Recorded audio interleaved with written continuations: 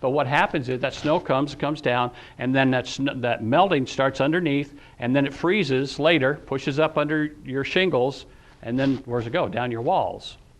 And so in my wall, I have this big stain on there. Well, I'm looking at that stain, well, that can't be that bad. So I went to this place, kind of like a Walmart, that kind of thing, and where they don't really help you, they don't service you, they just sell you whatever you're looking for. I get the paint, and I paint, and so when it dried, guess what? Stain on the wall. So what's this? I just painted. Well, it probably needs 2 coats.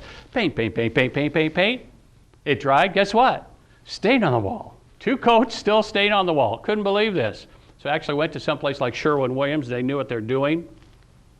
And they said, well, what kind of a primer did you use? I said, primer? What the heck's a primer?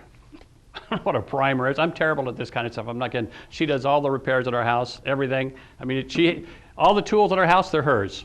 If I want to borrow a tool, I got to watch it and get it back quick to her. She does all that stuff.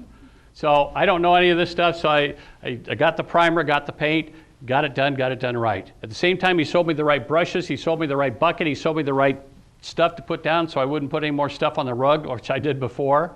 I felt great about it, spent more money, but that's okay because I did it right, got the job done. That's how important suggestive selling is to a business. It helps your customers, they feel good about it when you do it right, and your average ticket comes up. Suggestive selling, that's one of the big ends of increased traffic, average ticket while you're there.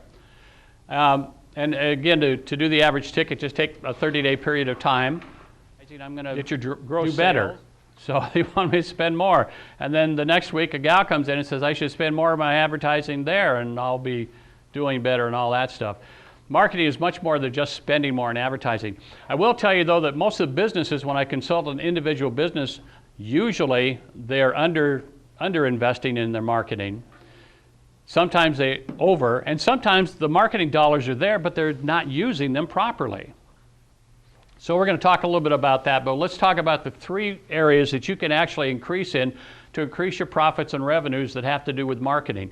The very first one is by increasing traffic. This is the one we're most associated with. Most of us know about this, increasing traffic, getting people to come in. And that has to do with kind of your traditional advertising we were talking about earlier. That's the newspaper, it's magazines, it's radio, it's cable TV, that sort of thing. Okay, those are the traditional ways that you use to get people to come in.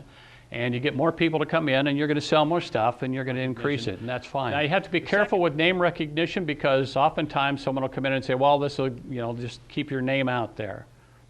Well, I don't actually like advertising that just keeps my name out there. When I advertise, I want to make sure the advertising works. And so I'm going to be offering something in there. If it's not discounts, special prices, something like that, I'm going to be offering a special service. I'm going to be doing something. I'm not just going to be, there's my name, okay? And we'll get into the different media and how they operate a little bit later, and you'll see right away why you're not going to gain name recognition just because you put your name out there all the time. What's going to affect it is the content that we use to get people to pay attention. Number 5, clear out old merchandise. If you have old merchandise, that's a great